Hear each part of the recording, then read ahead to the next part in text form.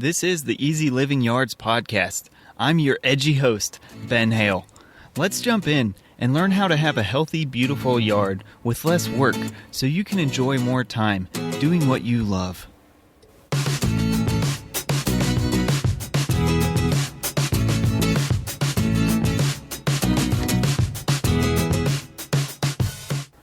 What's up and welcome to episode 28 of the Easy Living Yards podcast. Today we will be talking about lawn edging and garden edging ideas. Hey, welcome to today's show. If you're new to the show, thank you for coming by. I hope you enjoy this episode and other episodes that you might discover. Here on the Easy Living Yards podcast, we talk all about how to save time in your landscape so you can spend more time with your family and doing the things you love.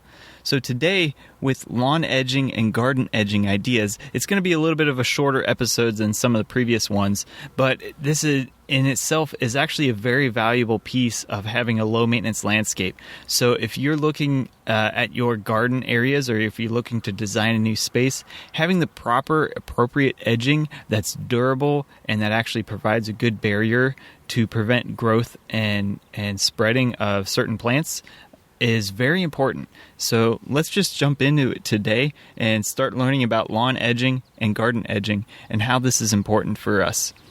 So the benefits of garden edging there are a couple that I think of. One is that it reduces maintenance. So when you have edging across your garden beds or in between your lawn and a garden bed or something like that, what it does is it provides a barrier to weed growth or creep of your lawn or creep of your garden plants, and it helps just kind of keep the right things in the right space. And so the primary ways this reduces maintenance is through the reduction of weeding and the reduction of trimming. And of course here we might have weed growth that comes in, but also weeding, I'm just referring to not the right plant in the right place. So if you have some garden plants that maybe escape your garden into your lawn that you would prefer not to be there, or vice versa, if you have your lawn plants that start creeping into your garden beds, well, having an appropriate barrier with a good border or edge really reduces this need for weeding. And likewise, it reduces your need for trimming if you have the right kind of edging. Okay, the other benefit of garden edging or lawn edging is that it provides some design benefits. So it actually just, by having a good edge or a good garden border, you're providing clean lines in your design across your yard. And these clean lines can be very crisp and nice looking for the right kind of designs. And these clear borders that you put in your landscape with good garden borders, it benefits many types of designs and most common designs that you see in yards and landscapes. So you have a reduction of maintenance benefit as well as a design benefit. So let's get into the different types of edging that I prefer and the benefits and drawbacks of each type of edging and what might be right for you in your yard. I'm not really going to get into how to install edging because there's a lot of differences based on the type of edging, even within these various categories that I'm talking about. And so those more specific installation topics will be highly based on what type of edging you end up getting for your landscape.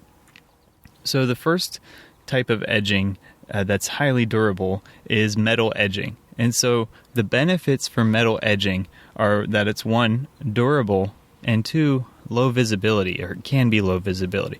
So generally what you get with metal edging is it's kind of like a thin sheet of metal that you insert vertically into the ground at the border of your garden or your lawn.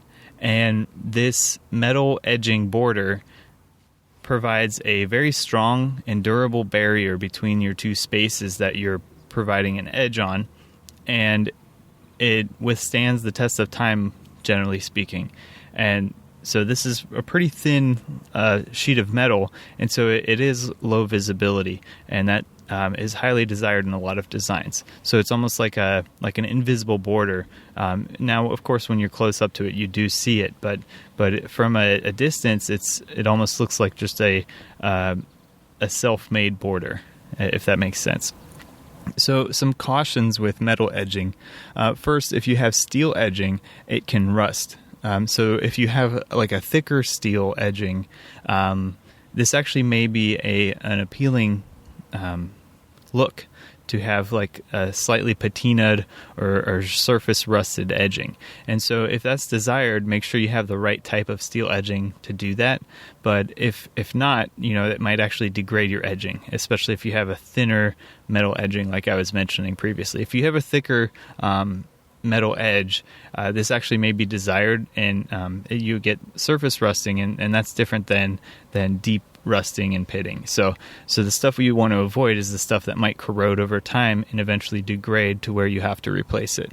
Likewise, steel edging can degrade in salty regions. So especially if your soil has a high salt level, first of all, that's probably it could be a problem. If you have salted soil, you might have issues with plants growing in the first place. But aside from that, it can also corrode your edges. So just make sure your soil isn't high in salt concentration to where it's going to actually degrade your edging. Now, alternatively, aluminum edging is also fairly common, and aluminum edging is fairly durable when it comes to corrosion in your landscape. So this can be a good choice. The flip side is that it's not as strong if it is somewhere it's going to be getting a lot of direct contact with hard surfaces or whatever. Impact, I guess, is the right term. So it's more flimsy, basically, but it's more durable to corrosion. And so this is something to consider based on your specific need. In general, the thinner metal edging, it can be a cut hazard, especially if you have yourself or others walking around barefoot, or if you have pets that might be stepping on this edging. You just got to be careful with the metal edging, especially the thinner stuff, because it can be an issue with cuts or just it can be painful to step on. So make sure you can consider that. Also, generally speaking, you want to avoid this in high traffic areas for some of the previously mentioned reasons. So if it's aluminum edging in a high traffic area, it could be prone to bending or cracking eventually, or the thinner edging also it can be painful to step on. And generally speaking, you just don't want it to be in a space where it's actually going to be walked on top of. And so if it's at the far edge of a path, it might be okay depending upon what path you have. But if it's somewhere where you're going to be actually crossing it, or somebody will be crossing it on a routine basis, you might want to avoid metal edging. Likewise, metal edging can sometimes be difficult to find at nurseries or various stores, especially your bigger box stores. They generally don't carry this more durable edging. And so you might have to search for it. Some specialty nurseries or some large supplier nurseries that generally supply like commercial use, or you can also find this stuff online. So stuff to consider there. Now, if you find it online, shipping can be expensive for this stuff because generally it's sold in like 8 to 10 foot lengths. And so that might be difficult, but if you're purchasing enough of it, it might be worth it. So just something to consider there. Okay, let's move on away from metal edging, which is, again, very nice. It can be low visibility and highly durable. What about stone edging?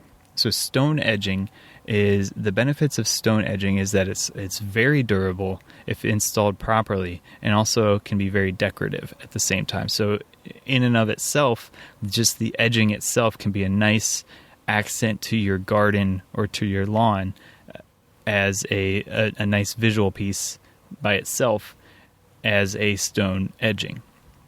Now, some of the cautions with stone edging is that you got to make sure you install this stuff properly, and especially with a proper underlayment. Generally speaking, they recommend a small excavation underneath the edging where you're going to install it. So you dig down a few inches below the bottom of your stone, and you install an underlayment, usually of either with a weed barrier fabric, as well as some gravel or sand as a base for your edging, and then you install your stone edging on top of that.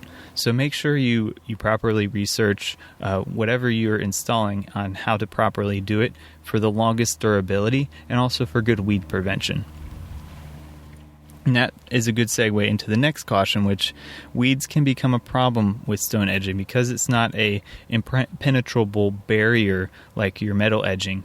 But you have, gaps in between your stones. If it's not, especially if it's not installed properly, or eventually over time, you may get weeds creeping into between the cracks of your stones. So something to consider there. Okay, with pavers can be very similar to stone edging, but they also offer some interesting benefits and differences that I wanted to break out compared to stone.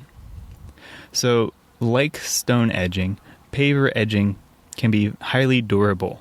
It can also be very decorative in its own way. So it generally has a more uniform structure, generally speaking, than your stone edging if you're comparing to natural stone.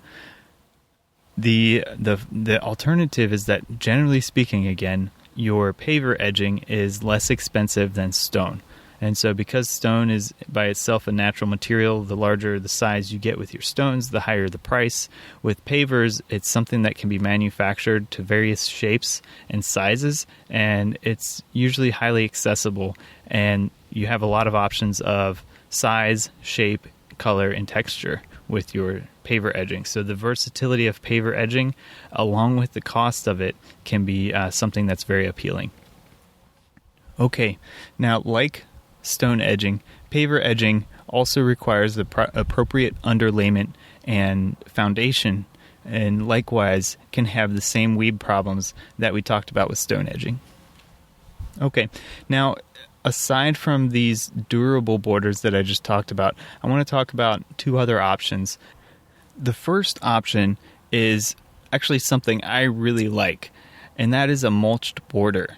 Now, this one is, generally speaking, a little bit higher maintenance than these other options we just talked about, but it can also, in its own right, can still be a pretty low maintenance option and also a very low cost option. So if this is something where you just want to have for now, you want to get a good border in that you might end up changing in a couple years or something, this is a great option. And that is a mulched border.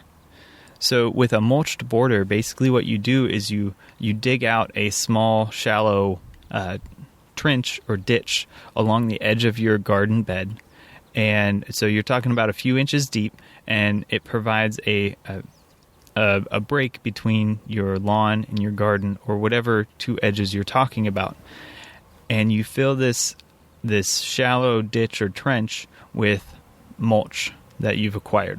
So you can get, your various types of mulch that you would like to fill it with.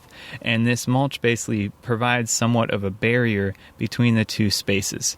And so this can be a kind of a quick fix that you will have to kind of take a look at it. It won't be the same amount of work every year, but after a year, you want to go back and make sure you're not getting any sort of weed growth in between that mulched area. You might have to dig out certain parts and then you refill it or top it off with some fresh mulch. Because over time, your mulch will degrade. And you could do this with stone or gravel as well if you wanted to, but the reality is that space, when you have it with stone, you'll require the same types of work where you'll have to kind of slowly dig it out to replace some of the stone. And the difficulty with stone compared to mulch is that eventually the cavities between your gravel pieces or your stone pieces will fill in with soil or material that can promote weed growth. And so that's why I actually like a wood mulched border over something like a gravel border, because over the long term it can actually be a little bit less of a hassle, and especially a few years out. And so with this mulched border, some of the benefits are that it's easy, it's attractive if you do it properly, and it's highly affordable. Now, some of the cautions, like I mentioned, is it requires yearly maintenance, and it also can be messy in high traffic areas. So if this is something like if you're doing this right on the edge of, say, a driveway or a walkway where it might get some traffic, you might get some mulch scattered across your pathways or your driveway that you might not want. So that's just something to consider, is this is the right border for the right type of place, and it might not be the right border for other types of places. Okay, now on to the next and last option, which I would recommend, and this one I kind of I'm a bit cautious about, and that is plastic edging. So this one's one of the most common edging options out there, and so why am I cautious about it?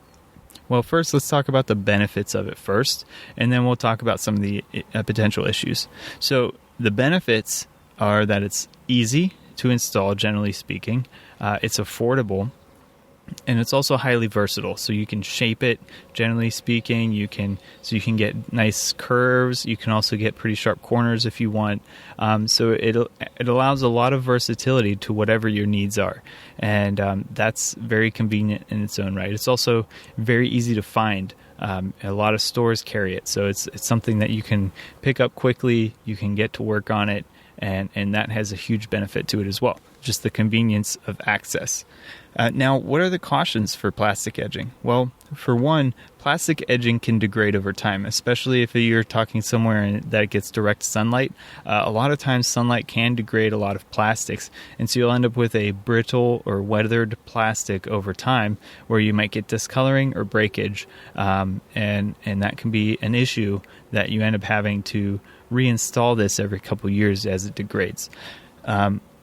Likewise, generally speaking, the cheap options that you can find, they're a lot more work based on the aforementioned reason that it's not very durable. So you might end up, if it gets stepped on, or if a mower wheel, not even a blade, but a mower wheel goes over the top of it, it might crack. Likewise, if you're using a weed trimmer next to it, it might break the plastic edging. And so these can end up to be very unsightly issues that you didn't anticipate. It also can just, in general, it can be unsightly or cheap looking if you don't install it right, or if you don't get a nicer type of plastic edging. So you have to determine what fits for you. Does the benefit of access and cost and versatility outweigh the potential negatives, and what is the actual negative for the specific type of plastic edging you have? Because there's all sorts of types of plastic edging. Some of them come in very short length, some of them come in rolls, and some of them work at different depths. And so understanding what type of edging you're looking at and how it actually fits into your landscape, and both functionally and aesthetically, is very important. Okay, so let's talk about some of the landscape edging problems that you might have, and after that we'll kind of wrap up. And again, these edges are very important actually in preventing long-term maintenance on your landscape. So that's why this stuff is actually so important, to get the right edging for your needs that looks right as well as functions properly. So one of the really common problems, especially with the stone and paver edging, is frost heaving in the northern parts that you actually get frost or freezing of the soil. And if you live in the south, you might understand what I'm talking about. Well, when the soil freezes, just like water, if ice cubes, how it expands. And so if you took a milk jug and you filled it with water and threw it in the freezer, your milk jug would actually kind of balloon out somewhat and may even crack as it freezes. And that's because water expands. Well, when your ground freezes in the northern areas, your soil does the same thing. So the moisture content in your soil actually expands, and you get an expansion of the soil, and there's a lot of pressure changes as that happens.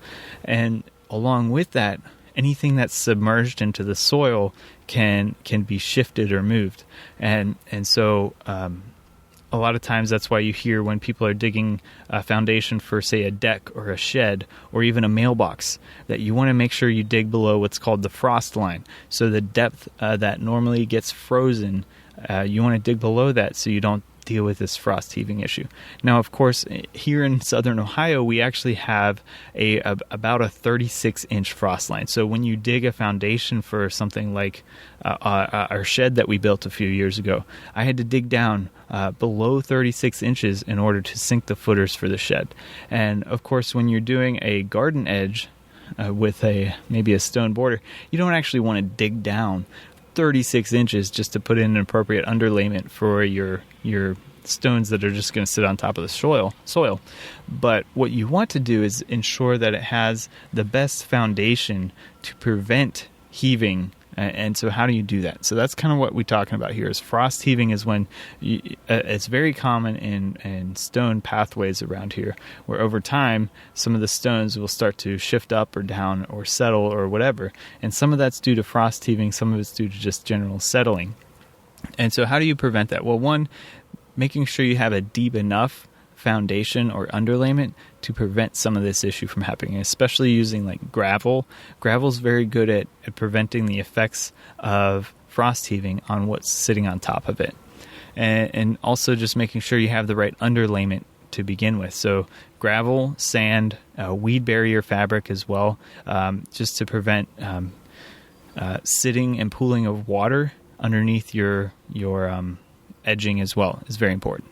Okay, what about weeds growing between pavers? That's another very common issue, especially if you have like a patio or a path or just some sort of edge that's made with pavers. How do you keep weeds from growing in the cracks? Well, again, this goes back to making sure you have a proper weed barrier underneath.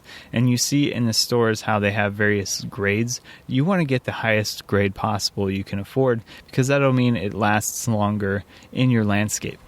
Now, generally, I actually don't really like weed barrier fabric, but in this specific scenario where you're putting it underneath something that you don't intend to have plants growing, it's very important and helpful to have.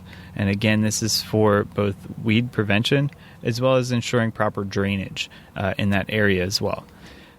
And so you put down your weed barrier installation. You also want to, a lot of times they recommend to use sand atop your weed barrier and underneath your pavers. And this allows you to kind of set your pavers in place and tap them around so they can shift a little bit. And then you fill in the cracks with sand as well. Well, you want to make sure that you're using a sand that allows water to seep through quickly and to not hold water. This will really help a lot with preventing weeds from getting into your space. Now, inevitably, over time with pavers, you will get slow buildup of debris in between the cracks.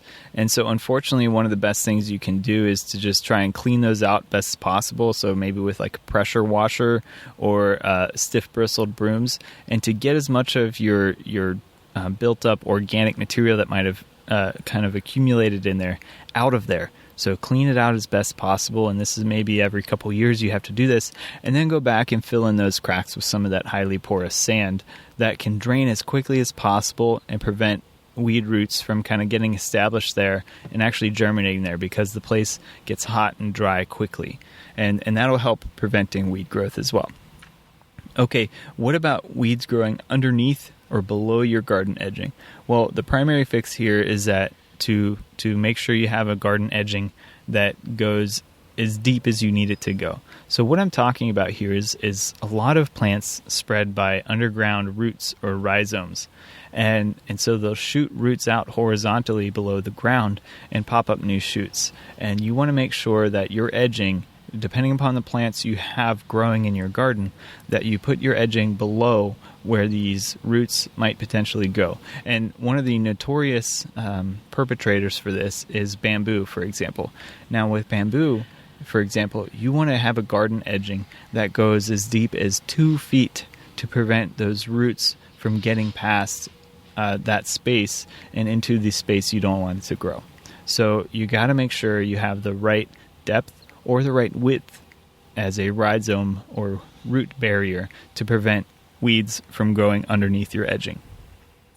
Now, the last thing, as far as an issue that I hear about, is trimming issues. So making just you have this edge, right? But then you have to keep going past it to keep trimming it, and especially if there's kind of indentations in your edging or whatever, you always get these little grass pieces that are left that are just kind of a pain to trim around, right? You want something that's quick and easy to maintain. That's what we're talking about here. So how do we do that? Well, make sure you can install an edging that is just barely above flush level with the ground. So something that's great for this is that metal edging we were talking about first. So metal edging, generally you're installing it to where it's maybe only a quarter to a half an inch above ground level, and that's it. And that's effective enough at preventing, for most things, of course, if you have things that spread by grasses that spread by leaning over and dropping down new roots, this might be an issue, such as like your crabgrass, right? But if you have, say, a good lawn grass that doesn't spread like that, you can mow right up to the edge of it without having to drive over the top of it, and you get a nice crisp edge without having to do weed trimming every time you mow the grass. And so that's a great example of having the right lawn edging that's just above flush. You can also do this with pavers, where you install your pavers where they're, again, maybe only about a half an inch above ground level, and you get a nice clean cut right along it because you can run your mower deck right up to the very edge of it without having to go over top of it, and you get a nice cut. So that's what we're looking for here.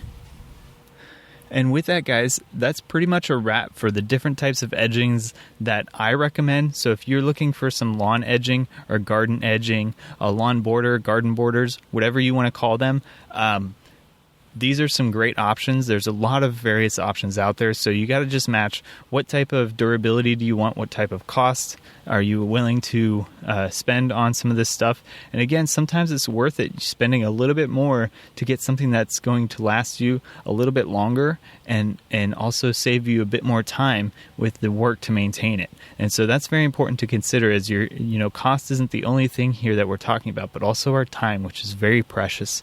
And so make sure you invest in the right thing for your space that also fits the aesthetic appeal that you want. That also looks good. It makes you feel proud of your space. So that's what we're talking about in selecting the right garden edging for you. And I hope you can find that. And I'd love to hear from you if you have any comments to share, or if you had success or problems with any edging.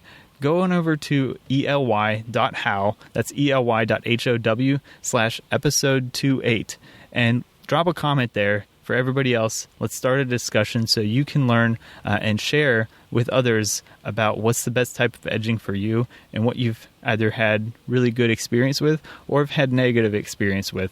And if you have a different opinion as well, that's a great place to share it. So go on over to ELY.how/episode28, and there you can get in the discussion and leave a comment and hear what other people have to say as well. Now, with that, guys, I also want to say, if you have a question for the show, you can head on over to ELY.how/pod. That's ELY.how/pod. And there right at the top of the page, you'll see a link, a button to ask a question. And you can be featured on the show with your questions, or at least if you're not featured on the show, I will be able to get back to you quickly with a quick answer and hopefully help you in your landscaping needs.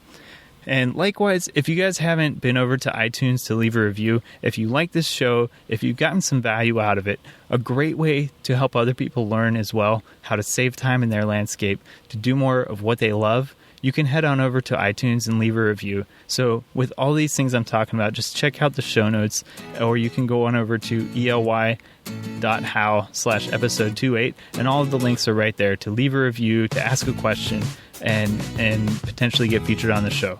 So thanks for tuning in, guys, and make sure you live with passion and make tomorrow better than today.